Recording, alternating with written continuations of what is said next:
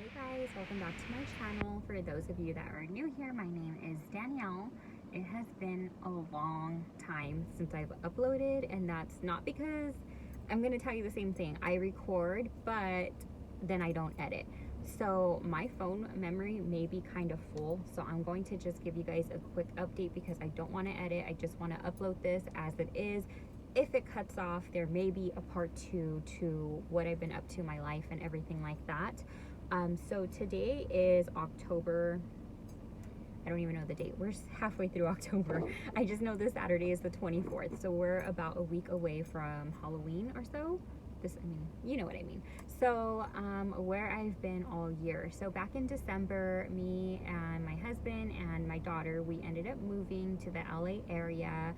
And things were just a little bit crazy when we moved because we were actually moving into a house where the relative or family member of my husband hadn't moved out yet, and then they had a plan to move out within a couple months, and that got really dragged out until the month of August. So we lived with them for 8 months, and it was just really like not a good time mentally for me. I was not working during that time. I was staying at home, and then everybody knows COVID happened, and I was just like not in a good space mentally. And I had recorded a few videos, a few hauls during that time frame, a clean with me for my daughter's bedroom, just different things like that, given a couple of life updates. But again, I didn't edit the videos, my memory was full on my phone, and then I just didn't address that as I started recording. So I didn't want to like split up the videos. It's just excuses, to be honest. Since then, I have now started work. I actually got a new job. I'm not going to disclose where, just for personal reasons, but it is a good opportunity. Where I got hired, it is somewhere that I've been trying to get into since I graduated college, which was like 6 years ago.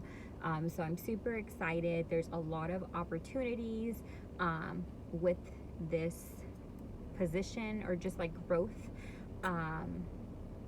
So yeah, I'm excited for that. Do I have lipstick on my teeth? No. Okay, so right now I'm on my lunch break also, so I'm going to try to keep this kind of short, and kind of just start at the beginning of the year. So like I said, we moved in, and then in the month of March, COVID happened. And my daughter is now 1 year old, which is super exciting. Well, kind of sad because she's growing so fast. The year has literally just flown by, but I feel so blessed to have had the opportunity to stay home with her this whole year. So a little update. I don't know if I let you guys know that I don't know if I ever uploaded that or not, but I had made a video saying that me and my husband would be trying to conceive for baby number 2. So we started trying in the month of, I believe, April. And so I'm super weird and like into zodiac signs. So there was a couple zodiac signs that I'm like, okay, I would want to have an Aquarius or a Pisces, but not an Aries, but I really want a Taurus. So sorry if you're any of those signs that I said not to. There's just a couple signs that I don't want to have as a child, just because our personalities will like maybe not, I don't know, they're just a little too hyper for for me. And I'm a water sign, so is my husband. I'm a Scorpio. My husband's a Cancer, and we ended up with an air sign. My daughter's a Libra, but she's like the most chill child ever. She can get a little hyped up depending who she's hanging out with. So I either wanted another air sign, but I really wanted an earth sign, just because I know a lot of Tauruses and we're supposed to be super compatible. I even looked it up like as like a mother-child relationship, and I really, really wanted a Taurus. But we started trying early. So we tried for an Aquarius and it didn't happen. For Pisces season, we did try, but like not really, because one of our friends has a Pisces, and I didn't want like birthdays to conflict, because to me that's like a big deal, especially when it's like a close friend. But then the next season, I didn't want an Aries. So I have an app, which is Flow, and it tracks your ovulation. And we literally did it like on the last day, like of the week that you're like ovulating. So it was like the lowest chance of getting pregnant, the lowest probability. Again, we were not trying that month, but I was like, if it happens, it happens. And then it happened. I ended up getting pregnant, And I found out that I was pregnant on July 19th, which was the day after my daughter got baptized. And I was just like, no freaking way. Like, we tried those previous 2 months. Like, well, the previous month, like the first month we tried, and then the second month we tried, but like not as aggressively. But then this last time I was like, thought we were gonna miss it and it wasn't gonna happen, and then it happened. It was around the time frame that I found out that where I work, they don't exclusively offer paid maternity leave. So I was kind of bummed about that and a little bit stressed, but my husband's like, don't worry, like we'll figure it out. Whatever. So I started my job on August 10th, and I was really worried. Like, I was really stressed about starting my job. So let me backtrack. I found out that I was pregnant on July 19th, and we ended up telling like our closest friends and family that we're pregnant. You know, we were super excited. When I found out with Ella that we were pregnant, we didn't really tell people until after we heard the baby's heartbeat and made sure everything was okay, and then we didn't announce it until like the typical 12-month mark.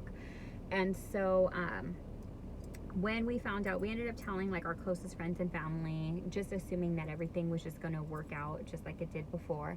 I was going to be starting work on August 10th, so I ended up going for an ultrasound.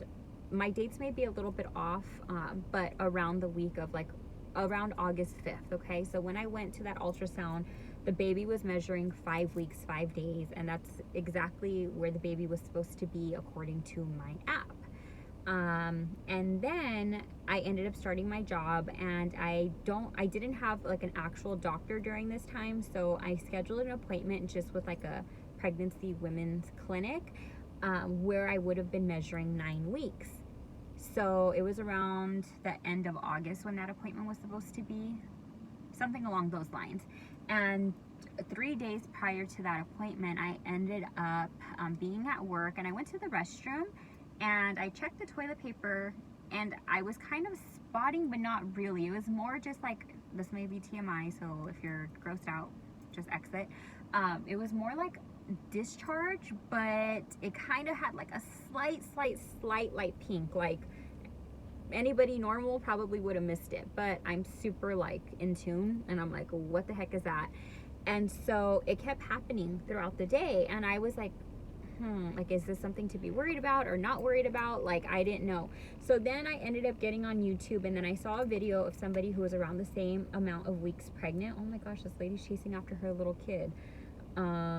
He took off running down the main street. Oh my god. Anyways, so I looked it up. She literally like dropped all her belongings and had to like go after him. I hope she catches him. Anyways, so what that girl who went through something similar said was, if you're constipated and you're straining, that could cause you to spot. And earlier that day, TMI again, I was really straining, like, because I was trying to use the restroom before I had to leave to work. So I was really straining. So I was like, okay, I caused that to happen. And then I felt fine the rest of the night. It didn't get worse or didn't progress or anything. It was still like that slight light pink. So I was like, I felt at peace the next morning. I was like, you know what? It was just because I was straining. So I come to work, and again, nothing's changing. It's not getting worse, but it's not getting better either, until it's literally the end of the work day, and I use the restroom before I leave. And when I wipe that time it's brown and like a little bit like more stringy, again, TMI. And I'm like, okay, this is not good. So then my anxiety kicks in right away. So I'm like, you know what, I'm going again. I don't have like a normal doctor, and I have this full-time job. I can't just like up and leave that. I just started this job. So again, this is towards the end of August. I want to say like August 27th. Okay, so I go to the emergency room, and I let them know what's going on. Like, I've been, you know, spotting. This is already the second day, and it started like, I just wanted to make sure that everything's okay. And so the wait was like forever. So they end up having me go do a urine test. And as I literally am peeing, I look in the toilet and I see red, like period red. And I'm like, no, like, I'm just like, no. And I'm like, I start crying. I just start crying because like at that moment I knew that something wasn't right. And I know that I'm telling this story or this experience with like no emotion right now, but I mourned and I went through this, and don't think that it didn't break my heart, because it did.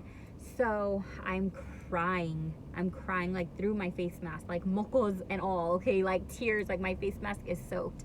When I go take the nurse my urine and I tell her there was blood, and then she's like, don't cry, like don't worry, like stuff like this happens, like just, you know, we're gonna take you back, we'll find out what's going on. And she was really, really comforting. So I'm like in the waiting room by myself because my husband's at work, my baby's at my mother-in-law's, and I'm just by myself, and I'm crying and crying and crying because I just knew at that moment. So then the ultrasound tech, so I try to gather myself, the ultrasound tech comes for me, and then as soon as she asks like, how are you, I start crying. And then this bitch was so rude, she's like, none of that, we're not doing that, okay? And I'm like, oh my God, like just super, super rude, cuts me off. My thing is running out of memory, so I'm gonna try to just speed through this, okay? And I'll do a part 2 if I need to, because it's gonna cut off soon. So she takes me back and she doesn't tell me shit. The ultrasound is literally like 10 or 20 minutes. Like she does one from the outside and then she does one from the inside, and she's literally like just digging around and like, just tell me something. And so then she tells me I can clean myself up, and then the doctor will see me after that. And so when I clean myself up, there's no blood. So I'm like, and then she also made the comment like, oh, if you want these pictures, ask the doctor. So I'm like feeling hopeful. I'm like, okay, well, why would she ask if I want the pictures? Like, then that means that there's the baby, like everything's gonna be fine, and there's no more blood. So no, it wasn't fine. So after going back to the waiting room and waiting around a while, the doctor, which is a man, tells me that he can do some other kind of not ultrasound, but like vaginal exam. But basically kind of heartlessly tells me that my body is miscarrying. The baby should, on that day, the baby should be measuring 9 weeks, and the baby's measuring 6 weeks one day, and the baby has a very low heart rate. And there's basically nothing that I can do about it. He basically said your body is preparing to have a miscarriage. And I'm like, then why are you offering me this other vaginal exam? Like, what is that gonna do? Like, you know what I mean? Like, to me, that part didn't make sense. And then my husband ended up getting to the hospital. He left work early, met me there, and I was just crying. I was crying and crying and crying.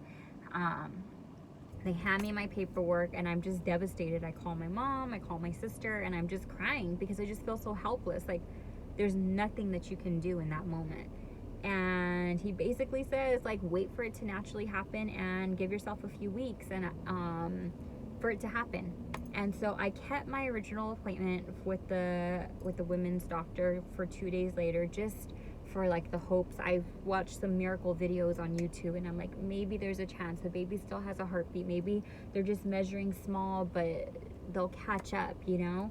So I kept the appointment, and they said the same thing. The baby hasn't grown. 6 weeks one day, even a couple days later, really, really low heartbeat. It's not looking good. So I go back 1 week later, and by that point, because my body's not spotting anymore, it's not doing anything, and they wanted me just to wait it out, which was just like torturous. Like, why would I wait it out? And they said if it doesn't happen naturally, we can give you a medication or do a procedure. So at that appointment, because it was a women's clinic, they do offer options for women at that point. And so the baby had no more heartbeat. My body's not doing what it needs to do, just trying to hang on to this baby, dude. Like, just saying it is just like so fucked up, you know? And I'm like, I record myself like crying in the freaking room, sending it to my mom, like, you know, and it's fucked up, dude. And so I got the medication and I took it that Friday. The baby had no more heartbeat, like, and that was traumatic. That was so traumatic. I took the medication there at the office. I had to take another pill. I don't remember exactly, but I took a pill there. And then when I got home, it was just so traumatic. There's going to be a part 2. I have to cut it off here. I'll talk to you guys later, and I'll post the part 2 soon.